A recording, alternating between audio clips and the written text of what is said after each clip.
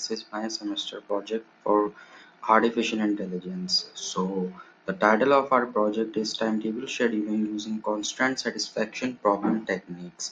So, the goal of this project is to automatically generate weekly university timetable for courses, instructors, and rooms while making sure that no scheduling conflicts happen. To solve this, I used the concept of constant satisfaction problems. In this approach, each course is treated as a variable and I assigned it a time slot and a room from a list of available options, but only if certain constants were met.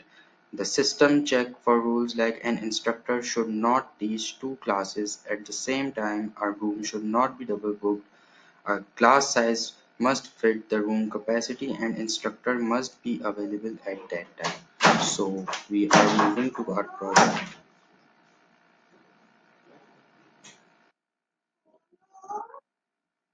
Okay, now we are moving towards our dashboard. So now we will log in as an student. So you can see here.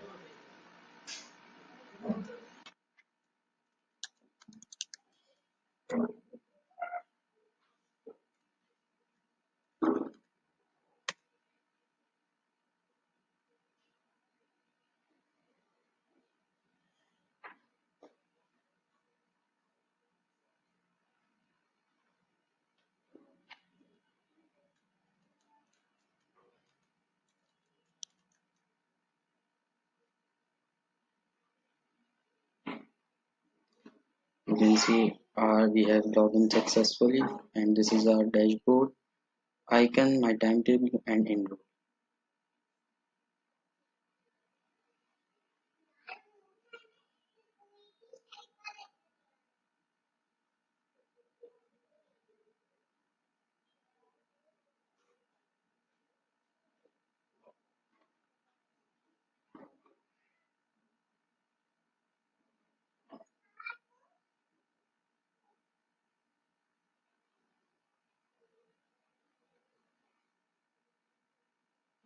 Okay, now we are logging out from here and now we will log in as an admin here now.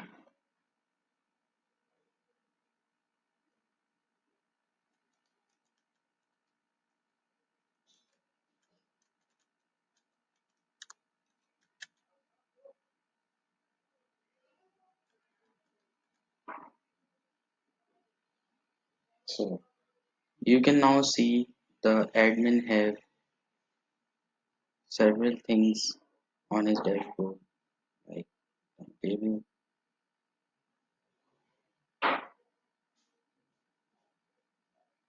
courses, teachers, students here, rooms, and now users of the ID. Now we generate timetable. You can see here a timetable is generated. Now we are logging out from here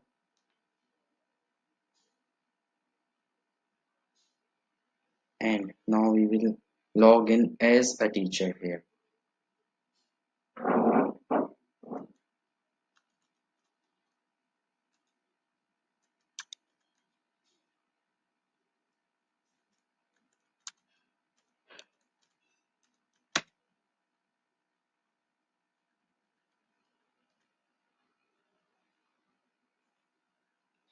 We have logged in successfully here and now you can see the teacher whose name was Aisha Malik is having two courses, operating system and information security, which is she is teaching. She is having a slot from 12 to 15 of both the courses.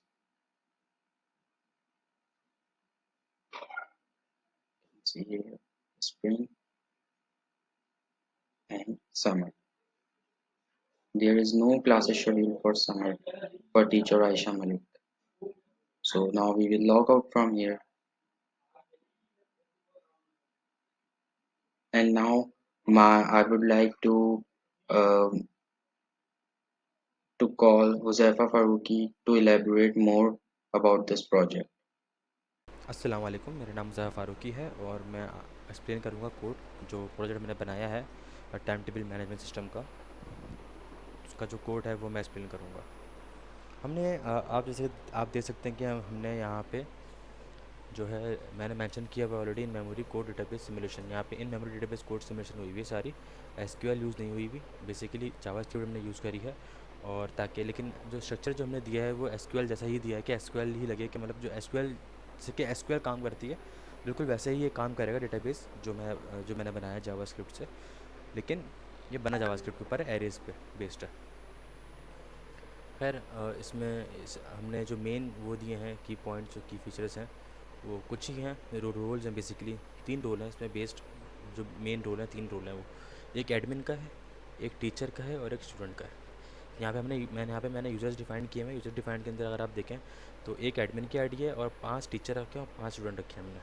और 5 student के अलग अलग roll number हैं जिसके हमने नाम भी अलग अलग रखे हैं। जैसे कि एडमिन का तो ये ईमेल आ गई, इससे लॉगिन होगा। और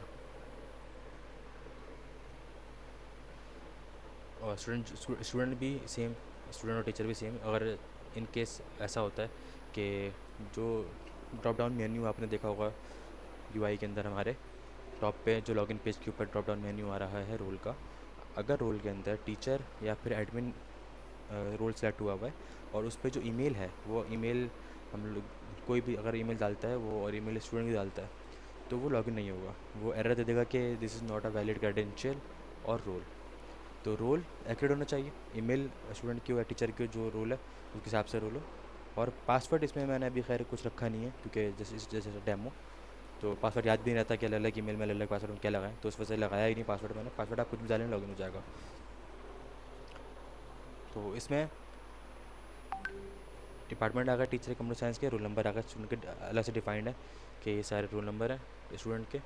और ये आ गई कैपेसिटी और रूम्स की और लैब्स की, क्लासेस की और लैब्स की। 4 लैब हैं और 4 रूम्स हैं।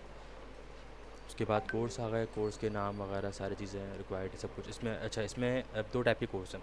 अब इसमें कुछ कोर्स हैं जिसमें लैब रिक्वायर्ड नहीं है, जैसे कि सॉफ्टवेयर इंजीनियरिंग और थ्योरी ऑफ ऑटोमेटा। इसमें लैब रिक्वायर्ड नहीं है। यहाँ पे फॉल्स फॉल्स लिखा हुआ है। यहाँ पे टीचर, यहाँ पे कौन सा कोर्स है, टीचर आईडी है। अच्छा, ये टीचर आईडी है। अच्छा, इसमें कुछ कोर्स हैं जो अच्छा, इनमें कुछ कोर्स हैं जिनमें लैब रिक्वायर्ड है और कुछ में लैब रिक्वायर्ड नहीं है। तो इसमें आप देख सकते हैं कि यहाँ पे जैसे कि अब मैं आपको दिखाता हूँ, ये सॉफ्टवेयर इंजीनियरिंग में फॉल्स है, मतलब इसमें लैब रिक्वायर्ड नहीं है। ऑटोमेटा में भी लैब रिक्वायर्ड नहीं है। तो ये सीन है सारा। स्टूडेंट में भी इस तरह से सारे आ जाते हैं, फॉल, स्प्रिंग, इनरोलमेंट। ये इनरोलमेंट के लिए अलग से वो बनाया कि बेसिकली हमने 2 वो बनाए हुए हैं, आपने देखा होगा उसमें यूआई के अंदर। एक एग्जिस्टिंग इनरोलमेंट है और एक नेक्स्ट सेमेस्टर की इनरोलमेंट है। टाइम टेबल में भी सेम हिसाब किताब होगा, 2 टाइम टेबल शो करेंगे वो आपको। अ, एक होगा करंट जिसमें वो बच्चे पढ़ रहे हैं, और एक होगा नेक्स्ट सेमेस्टर वाला जिसमें वो इंक्लूड होंगे इन फ्यूचर। ये सब ऐसी है, इतना कोई इंपॉर्टेंट नहीं है, मतलब इस just a code. Reusable model components वगैरह बने हुए हैं इसके अंदर। मेन अब मैं आपको दिखाता हूँ सीएसपी, और जो हम लोगों ने मेन एआई का एल्गोरिथम यूज़ करा है, ये सारा फ्रंट एंड आ गया इसका।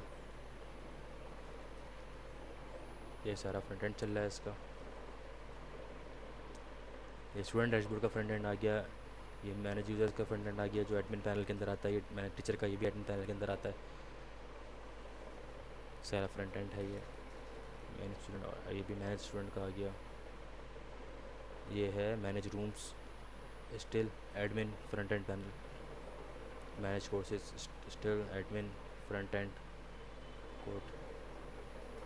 Time table management, admin only. ठीक, अब इसमें ये है कि टाइम टेबल मैनेज कर सकता है, फ्रंट एंड का सारा कोड है। लेकिन इसमें बैक एंड में भी काम होगा। जैसे कि अगर यहाँ पे सीएससी मॉडल बड़ा अच्छा वर्क करता है। जैसे कि अगर टाइम टेबल अपडेट करना है, वो जस्ट और जस्ट एडमिन कर सकता है। तो एडमिन ने अगर फॉर एग्जांपल नया कोर्स या फिर नया टीचर या फिर कोई नया स्टूडेंट हायर किया, कुछ भी ऐसा हायर, नॉट हायर, नया बच्चा आया, नया टीचर आया या फिर नया कोर्स एडमिन ने अपडेट करना है टाइम टेबल के अंदर, तो जब वो अपडेट करेगा तो देर ऐसा चांसेस कि वो जो है जो कोर्स उसने अपडेट किया है वो सेम रूम या फिर रूम कॉन्फ्लिक्ट या फिर टीचर का कॉन्फ्लिक्ट हो सकता है कि अगर उसने कोई एक कोर्स फॉर एग्जांपल एक नया कोर्स आया, फॉर एग्जांपल एक टीचर है वो ऑलरेडी सॉफ्टवेयर इंजीनियरिंग पढ़ा रहा है, लेकिन नया टीचर आया और सॉरी नया कोर्स आया और नया कोर्स फॉर एग्जांपल ऑटोमेटा या फिर कोई भी कोर्स आया और सेम कोर्स जो नया कोर्स आया जो सॉफ्टवेयर, और वो सेम टीचर को दे दिया जो सॉफ्टवेयर इंजीनियरिंग पढ़ा रहा है, तो अब वो सेम टाइम पे दो कोर्स तो नहीं पढ़ा सकता, तो वो कॉन्फ्लिक्ट आ गया। अब वो कॉन्फ्लिक्ट को भी सीएसपी वो करता है कि यहाँ पे कॉन्फ्लिक्ट है, इसको चेंज करना पड़ेगा। उसके बाद फिर वो अलाइन करता है कि कौन सा जो है टीचर है वो कौन कौन से कोर्स पढ़ाएगा, तो उस हिसाब से ये मेक श्योर करते हैं कि कोई भी रूम, कोई भी टीचर या कोई भी स्टूडेंट सेम टाइम पे दो क्लासे में मौजूद ना हो, तो ये करता है। उसके बाद यहाँ पे हमने आपको ये इसे बताया हुआ है मैंने सीएसपी मॉडल वेरिएबल क्या क्या करता है सीएसपी। इसके अंदर मैं आपको इसकी बैक ट्रैकिंग और जो मैंने अभी आपको बताया है सारा, वही सारा कॉन्सेप्ट है कि चेक करेगा कि कॉन्फ्लिक्ट ना हो और सारे जो कंस्ट्रेंट्स दिए हैं, ये no conflicts of single room, सब बताया हुआ है इसके अंदर ऑलरेडी। अब यहाँ पे वो शो करी हुई है एग्जाम्पल डेमो कि अगर एक न्यू सेमेस्टर आया, सही 2026, existing entity for this new semester dB database dot filter, इसके अंदर if existing entity for new semester length zero, अगर लेंथ ज़ीरो है, उसकी कोई लेंथ नहीं है, कोई ट्री नहीं बन रहा उसका मीन्स, तो वो बैक ट्रैक करके वापस चले जाएगा एल्स पे, time table already exist in new. ये प्रोजेक्ट एआई यूज़ करके बनाया गया है CSP constraint satisfaction problem technique के ज़रिए। यूनिवर्सिटी स्केजुलिंग का मसला ऑटोमेट करता है ये प्रोजेक्ट, और कोर्स को टाइम स्लॉट और रूम इस तरह असाइन किए जाते हैं कि टीचर, रूम और स्टूडेंट कॉन्फ्लिक्ट ना हो, ज़रा भी ना हो। स्टूडेंट मॉडर्न वेब टेक्नोलॉजीज से बनाया गया है ये, जिसमें role based login course, 3 login है रोल बेस्ड, एक स्टूडेंट, टीचर और एडमिन, तीनों के अलग अलग यूआई हैं, तीनों के अलग अलग पैनल्स हैं, सबके अलग अलग ऑप्शंस हैं, वो क्या कर सकते हैं क्या नहीं कर सकते। और इसके अंदर AI based time table generation भी शामिल है। जो एडमिन है वो जस्ट जाके सारे डेटा डाल के न्यू कोर्सेज वगैरह जो जो उसको ऐड करना है सब वो करके जस्ट सिंगल क्लिक पे वो पूरा का पूरा टाइम टेबल बना सकता है ईजिली। और वो सारे जो सीएसपी की लॉजिक्स हैं और जो सॉल्विंग प्रॉब्लम्स हैं सब उसके तहत वो कॉन्फ्लिक्ट फ्री और एक ऐसा टाइम टेबल बना कर देते हैं जो इम्प्लीमेंटेबल है ईजीली और कोई उसमें इशू नहीं है। Thank you, this is my explanation. अल्लाह हाफिज़।